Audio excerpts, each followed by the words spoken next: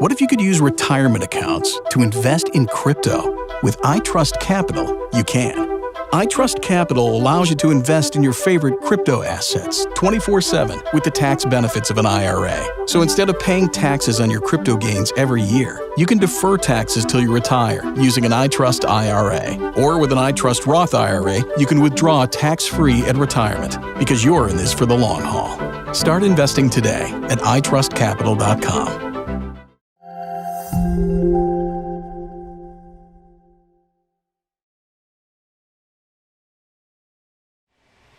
Greetings everyone, just a quick bit of housekeeping before we get into the video. We're in January. I just want to say thank you for everything you guys are doing. We're almost at 5K subscribers.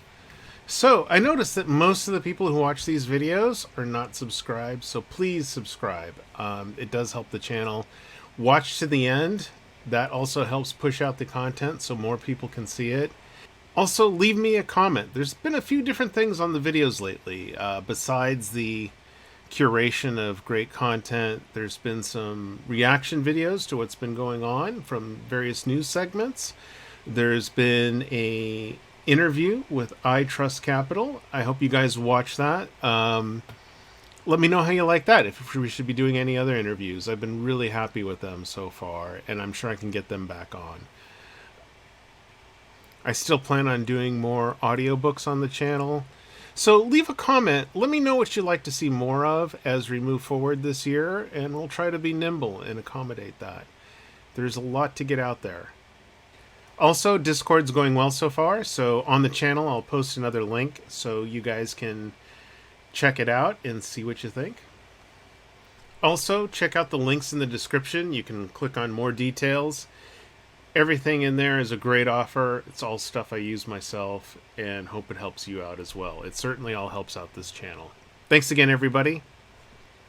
So this video is a lot of fun. It's a great bio plus interview on Thomas Sowell. The late, great Rush Limbaugh shares some of his fond memories of Thomas Sowell. It was filmed when he was 75 years old. Everything he says in there, as usual, applies to today just as much as ever. Enjoy. When the kid misuses the English language in school, you correct him. You don't say, oh goodness, this is going to wound his self-esteem. The only thing that will reduce poverty is wealth.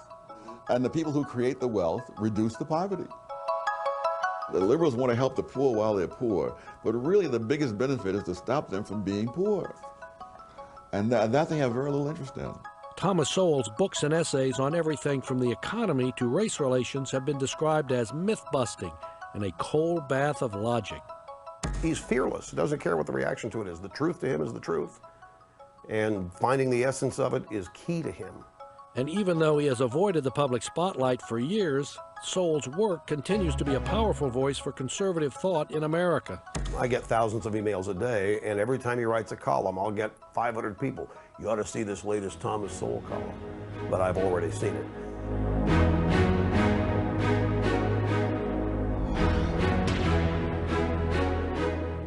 Hello, I'm Fred Barnes.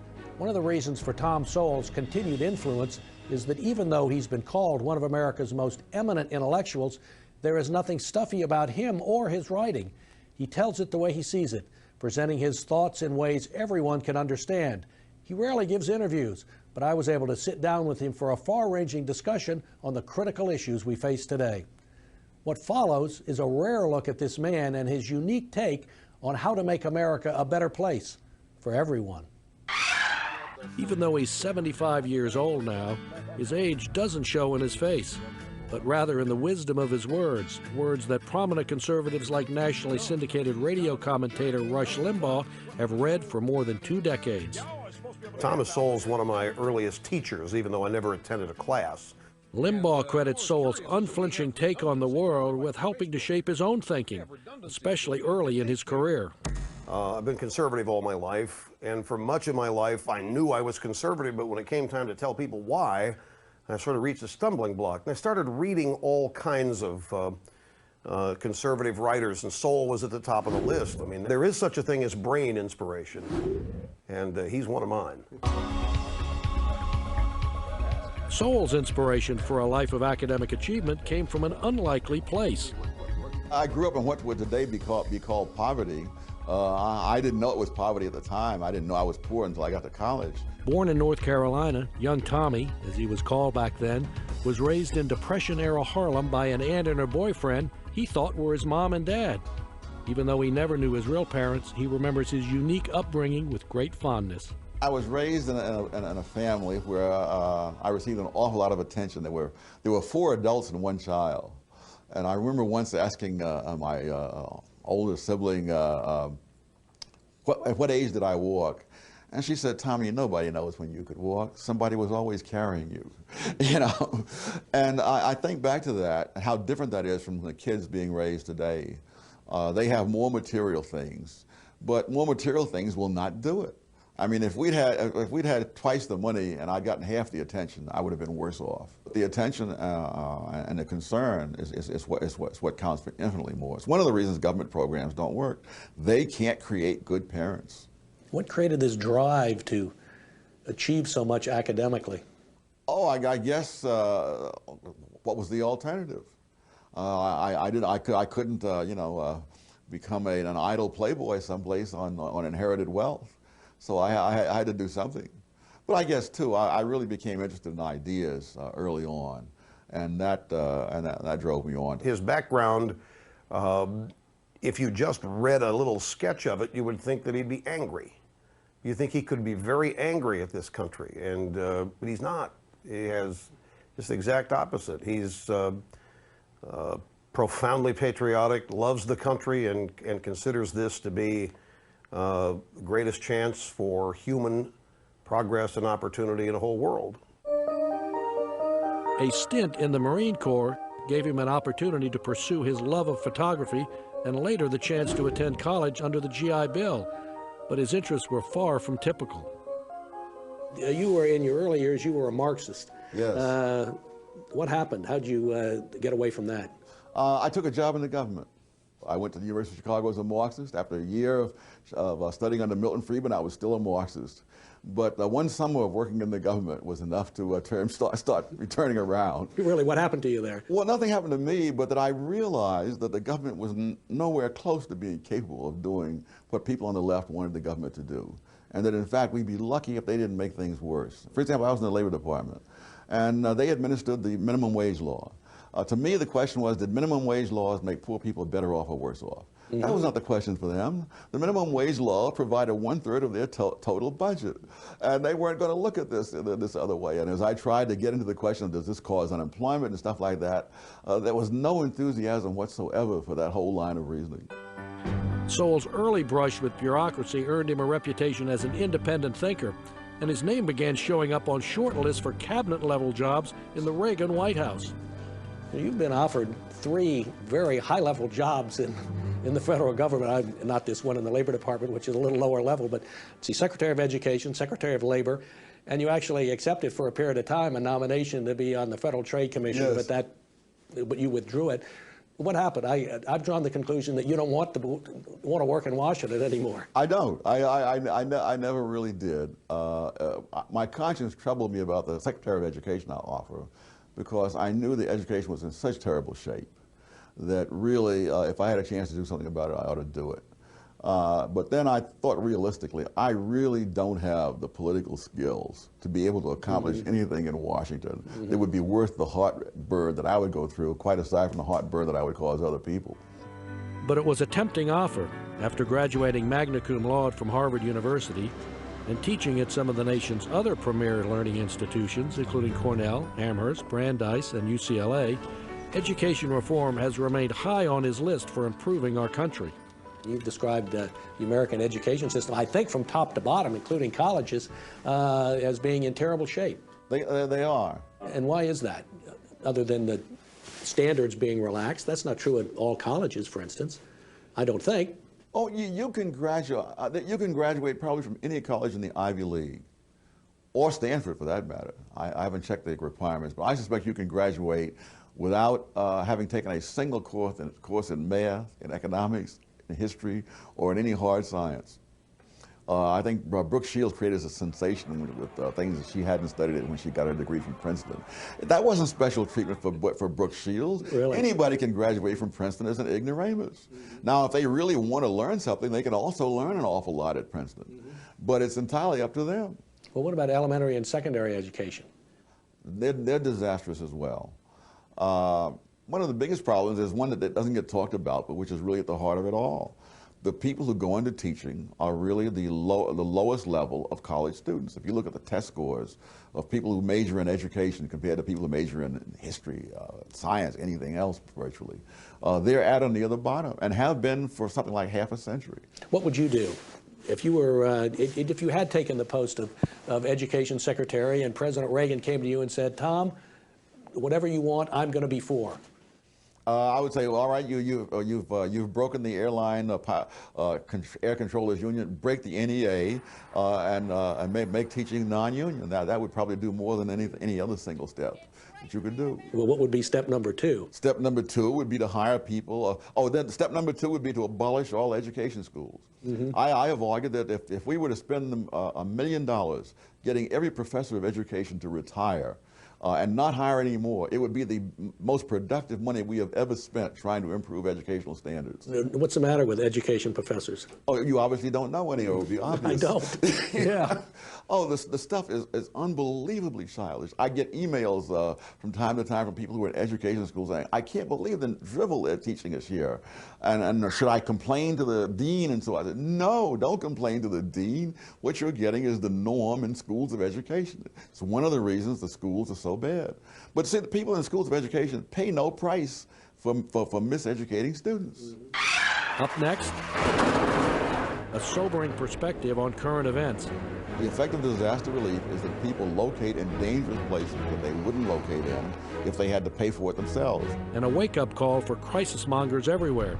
Nothing will get you more gasoline in the short run. All you can do is when the prices go up, people will find they don't have to drive quite as far as they used to. A conversation with Thomas Sowell continues after this short break. Welcome back. Last summer's hurricane season was one of the busiest on record. In August, Katrina ravaged New Orleans and the Gulf Coast. Scenes of poor, mostly black residents waiting for help to arrive became a lightning rod for critics of the Bush administration. Thomas Sowell is critical of the relief effort too, but not in the way you might think. The Congress is just, as a down payment after Katrina, I think appropriated something like $60 billion, more to come. What's the effect of a disaster relief, and is it really avoidable? Well, politically it may not be at the moment, but that's one of the signs of degeneration. At one time it was avoidable. It wasn't expected the federal government would come in and bail you out. I mean, there are insurance companies. The effect of disaster relief is that people locate in dangerous places that they wouldn't locate in if they had to pay for it themselves. If you didn't have this disaster relief, people would, one, buy insurance, and the cost of that insurance would cause them to relocate away from dangerous places. There'll be less property damage and fewer people killed. I think that's desirable. Well, now you live in a dangerous place because you're right on the earthquake fault. Yes. Is that the way you'd react? You'd buy a lot more insurance? And either that or move. But if the earthquake comes, I don't think I have a right to ask people, living in the Rocky Mountains, to pay for rebuilding my house.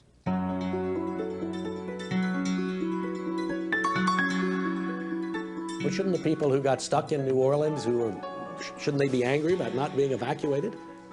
They were told to get out. And at someone has pointed, one of my readers, in fact, sent me an email, said, look at all those cars underwater. Those are all cars that have been used to get out of New Orleans. Yeah, buses too. That's right. The President Bush has been charged with racism for not getting those people out who are mostly black out soon enough. Is that fair? I don't think President Bush had much to do with it. One, the law is written such that he can't just step in to a local situation without the local authorities either giving their permission or asking him to. And they didn't think there was a problem. So, and as far as FEMA, I mean, FEMA has messed up so many things so often. I call them an equal opportunity bungler. I mean, you could be as white as the driven snow and they will bungle the disaster. So is there no racism there? Well, I'm happy to see the evidence of it if there is, but they've bungled with white people, they've bungled with black people. What about the mayor and the governor? Well, you know, they were the ones who had the initiative. I mean, they had the initiative to ask Bush to do this or that. He couldn't move without them. The Red Cross couldn't hand out stuff in that stadium without local permission, which the local people didn't give them. Though the hurricane's devastating winds struck the Gulf Coast, their effect reverberated throughout our energy-sensitive economy, too, fueling what some in the media had already been calling an oil crisis. Is it a crisis? I mean, gas prices have nearly tripled in a couple of years. Well, prices really are symptoms. I mean, you know, that, prices are like thermometer readings. You know, and you're not going to solve someone's problem if they have a hot fever and you put the thermometer into cold water. That's not going to solve their problem. People think that if you can control the prices, that's going to do something. All it's going to do is cut off the supply. It's going to reduce the supply, so you're going to be worse off than before. So what would you do about high prices now? I would drill for more gasoline. I would build more refineries. And if I were in politics, I'd be voted out of office. Well, in the short run, what would you do? I mean, there are even Republican governors and Republican politicians who are saying we have to put a lid on the price. Well, I've often said that Democrats are the only reason to vote for Republicans. So you would basically do nothing in the short run? Oh, I would try to increase the supply. In other words, what the high price tells you is there isn't enough gasoline. Well, then make some more then. Drill for some more oil, build some more refineries, and that's how you deal with it. You know, that doesn't get you more gasoline in the short run, though. Nothing will get you more gasoline in the short run. It's something like a decade elapses from the time you start drilling for oil, looking for oil, to the time the actual gas comes out of the pump. So nothing is going to do it in the short run. In the short run, all you can do is when the prices go up, people will find they don't have to drive quite as far as they used to. When we return, the war on terrorism and the Patriot Act go under Sowell's microscope. People don't want to believe that benefits have costs. They would love to be able to stop the terrorists without having to inconvenience anybody. But unfortunately, that's not the world we live in. Welcome back to our exclusive interview with Thomas Sowell. No issue has divided our country like the invasion of Iraq and the president's declared war on terrorism. Here on the home front, a big part of that war is the Patriot Act, which some in Congress would like to see weakened or abolished completely. You've written about the Patriot Act, passed in 2001 after the attacks on 9/11, and defended it as not being an excessive intrusion into individual rights. And yet some conservatives have taken exactly the opposite opinion, that it is. Well, you know, there is no such thing as benefits without costs. And I think 4 years ago, after the 9/11 attack, we were fearful of the next attack, you know, at Christmas time, at the Super Bowl, during the World Series, etc. And 4 years have gone by without it. I think that's a good track record. And I don't think it's because the terrorists have gotten nicer. Well, couldn't we loosen up on the Patriot Act now a little bit? This is what I've called the polio fallacy, that when people began to get vaccinated for polio, incidence of polio just dropped drastically. And then people said, well, obviously we don't need to get vaccinated because nobody has polio anymore. And of course, and then there was a resurgence of polio because people stopped getting vaccinated. So you can't just assume that things got better on their own. They did not. Is it all right for FBI agents to go and question librarians about what some person has checked out? It's not ideal, but among the horrors of the world, I wouldn't put that on the first page. Is that justified by the war on terrorism? We don't know. I don't want to find out. Do you think people make a fetish out of individual liberties? Yes, anything can be important as a principle and ridiculous as a fetish. A lot of those things out there. Why is there this opposition? Is it strictly that to things like the Patriot Act? I think it's part of a larger set of attitudes that people don't want to believe that benefits have costs. And this is just one of the ways of expressing that attitude.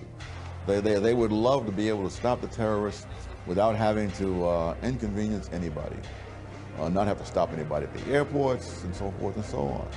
But unfortunately, that's not the world we live in.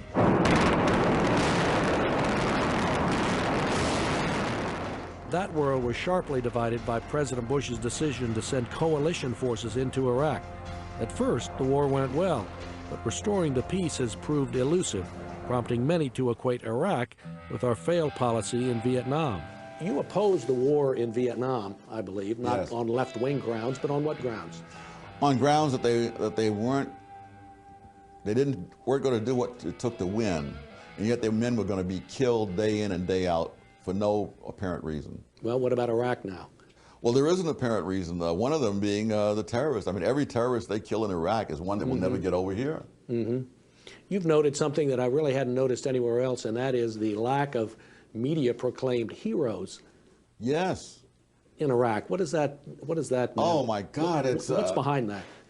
Oh, I think it's the media is against the war, and therefore they don't want to do anything that would be positive. But I get everything I hear from people who've been to Iraq, not through the media.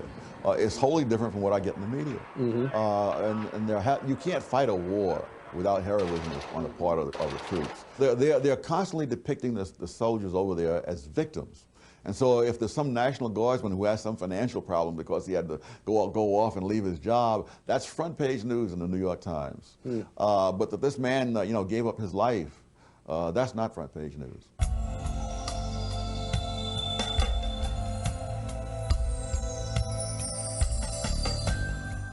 What about the absence of an exit strategy proclaimed by the president? Is that troubling to you?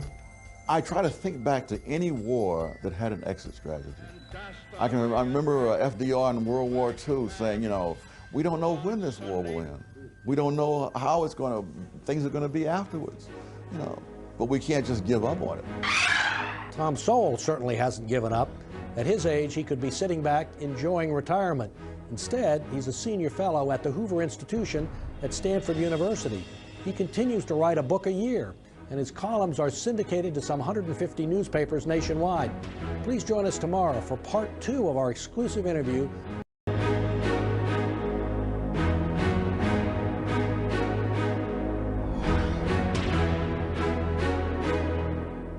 Hello, I'm Fred Barnes.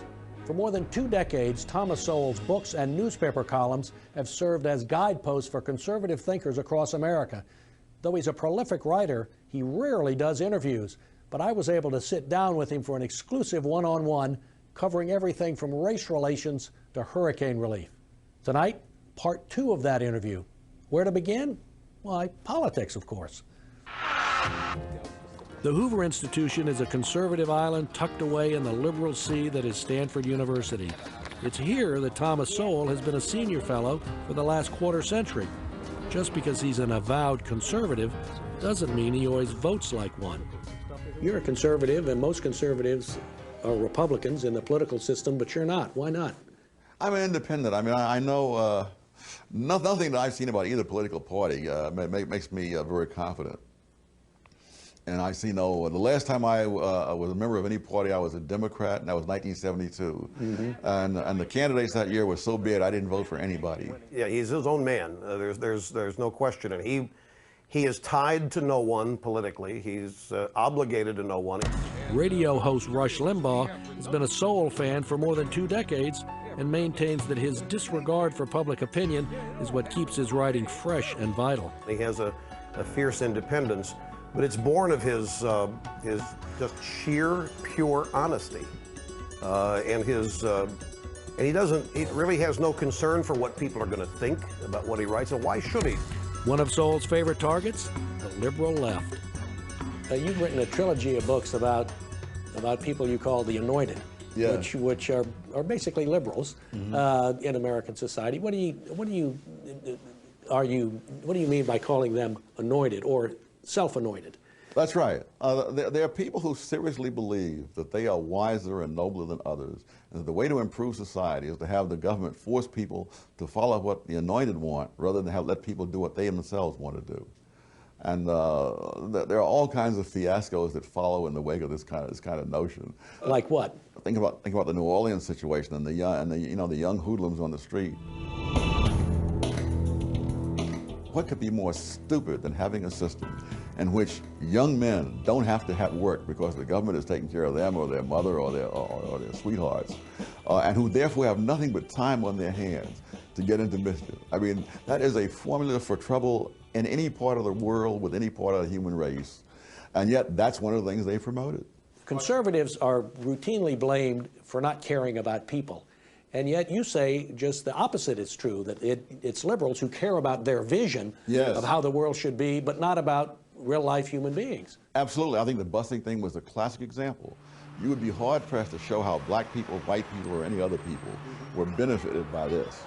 But the liberals loved it. It enabled them to be morally superior to those who were fighting against busing. And the evidence, one way or the other, really did not interest them. What is social justice that they're talking about, the anointed? To say that you're going to have social justice means you've got to have to concentrate power in the hands of some small group of people to override rules and standards and so forth. And people do not see that that's more dangerous than the injustices they're trying to wipe out. How could these people figure out just how much, you know, this person or that person has been disadvantaged or advantaged? They can't. So they come up with formulas and so on. For example, this whole thing about comparable worth, that a woman should get what the comparable value of her labor is equal to that of a man and so forth. How in the world do you know what is the comparable worth of a nurse somewhere in a clinic versus the guy who's out on an oil rig in the Gulf of Mexico? Aren't conservative free market ideas sometimes hard to sell? I think of the labor unions and liberals are now attacking Walmart and saying Walmart pays its employees too little. I mean, that's a nice thing to be for. You know, you want more money for people who work at Walmart. What's wrong with that? Hey, I want more money for myself. But that doesn't mean that someone else has an obligation to pay it. If you're paying people for their work, instead of just paying them for what they think they need, then clearly these people wouldn't be working for Walmart if someone else thought their work was worth more than Walmart is paying. So why do you think liberals have jumped on Walmart? Because of its success? Because of its success, that's a sufficient reason. They really are for helping. They're for helping people who are disadvantaged, as they put it. Whereas I think conservatives want to stop people from being disadvantaged. You know, in other words, the liberals want to help the poor while they're poor, but really the biggest benefit is to stop them from being poor. And that they have very little interest in. What is the liberal premise? I guess the Rousseau notion, you know, that man is born free but is everywhere in chains, that the real problem of the world is that the institutions are wrong. If the institutions were right, then there was nothing in human nature that would cause us to be unhappy. It's the fact that we have the wrong institutions. What is the conservative premise? That man is flawed from day one, and that there are no solutions, there are only trade-offs. And whatever you do to deal with one of man's flaws, it creates another problem, but that you try to get the best trade-off you can get, and that's all you can hope for. I've often said there are three questions that I think would destroy most of the arguments on the left. And the first is, compared to what? The second is, at what cost? And the third is, what hard evidence do you have? Now, there are very few ideas on the left that can pass all three of those kinds of things. Can conservative ideas pass those? Yes, I think so, because they don't assume that there is a solution out there. You know, Adam Smith didn't believe that either the government or the market could solve all problems, that you have to be able to simply tolerate certain things. And the idea to the left of tolerating any evil, you know, that they want to stamp out the last vestige of segregation. Really? At what price? At what price? Up next, a politically incorrect look at affirmative action. There's no evidence whatever that people who are poor, either here or in any other.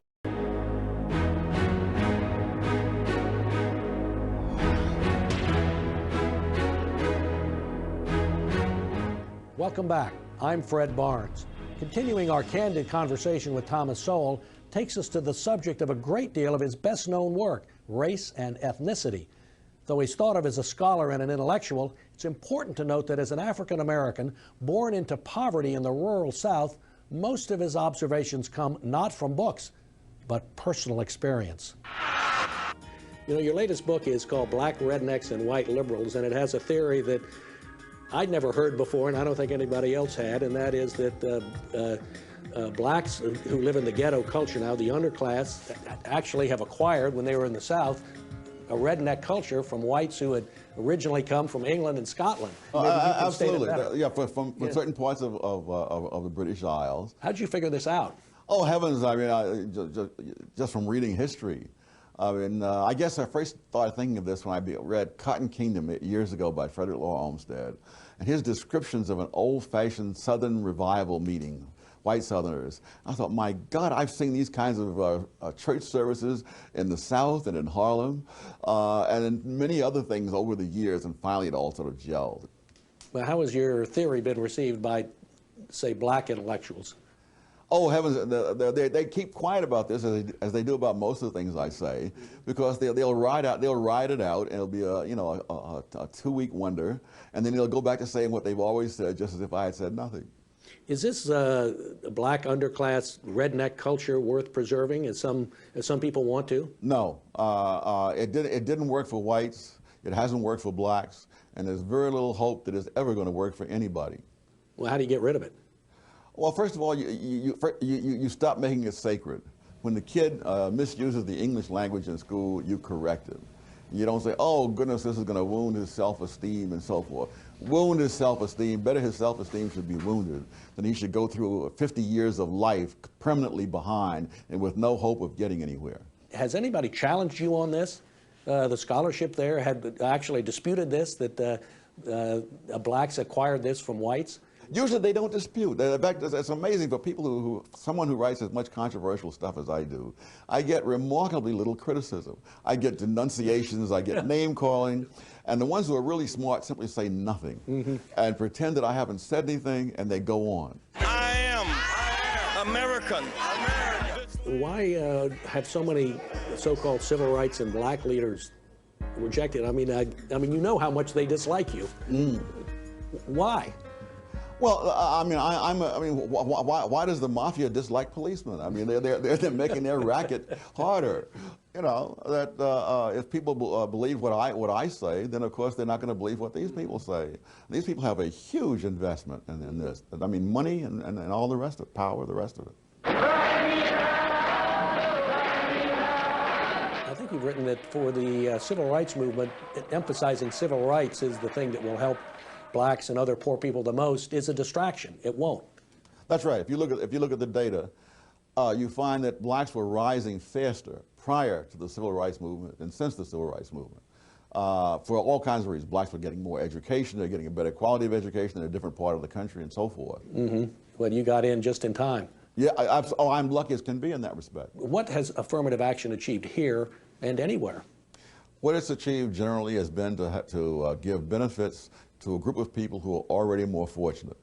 Whereas if you're a black millionaire, affirmative action is great because you get to buy railroads, radio stations at a lower cost and so forth.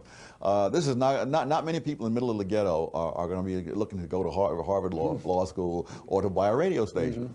There's no evidence whatever that people who are poor, either here or in any other country which I've studied, have actually benefited from this. It's almost all the benefits have gone to those who are already more fortunate beforehand. You got into Harvard as a transfer student.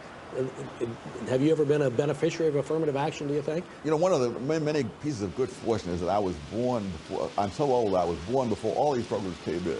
So I don't even have to worry about these things. I entered Harvard in 1955. Affirmative action started around 1970. So I don't, you know, my academic career began in 1962, which is 2 years before the Civil Rights Act of '64. And so but the younger blacks, it's a heavy weight for some of them. Why? They don't know, how will they know whether they were hired because they were the best person or because they were black? What should the civil rights movement be for now? Dissolution. They've won, declare victory, go home and start putting your efforts into something else like education, entrepreneurship, all kinds of other things that have a much bigger payoff. Why don't they do that?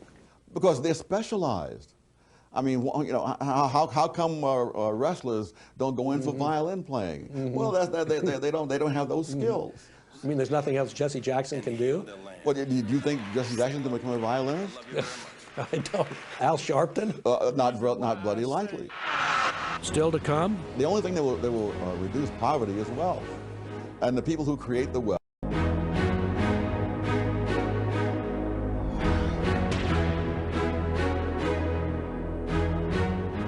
Welcome back. During a lifetime of experience and study, Thomas Sowell has deftly let the air out of many a politically correct bubble. but not without offering solutions along the way. Let me read a couple more of things you've written. The businesses have done more to reduce poverty than all the intellectuals combined. Oh, no question about it. The only thing that will reduce poverty is wealth. And the people who create the wealth reduce the poverty. And what do intellectuals create? Confusion. Though Tom Sowell is certainly an intellectual himself, he spent a lifetime cutting through that confusion by subjecting popular policies and ideas to the harsh light of day. If you had to pick out policies or things in America that irritate you the most, what would be on your list? Oh, What things irritate environmentalism. you? Environmentalism. Why? I just wish there was some way to add up all the incredible costs that are run up in order to appease a small group of noisy, self-righteous people. We want to be asthma-free. Shut down PG&E. They're constantly trying to preserve open space, do this or that, much of which is causing havoc to low-income people. In what way? They're driving the housing prices out of sight. East Palo Alto, which used to be a predominantly black community, is no longer predominantly black. Blacks can't afford to live there anymore. What's number two? Oh, heavens, I guess the people who are playing the race card at every turn, because the people who are hurt most by that are the blacks themselves. You know, if years ago when I was giving a talk at Marquette, a young black man got up and he said, "I'm about to graduate from Marquette University, but what hope is there for me?" And I said, there's about twice as much hope as there was for your parents and 10 times what there was for your grandparents.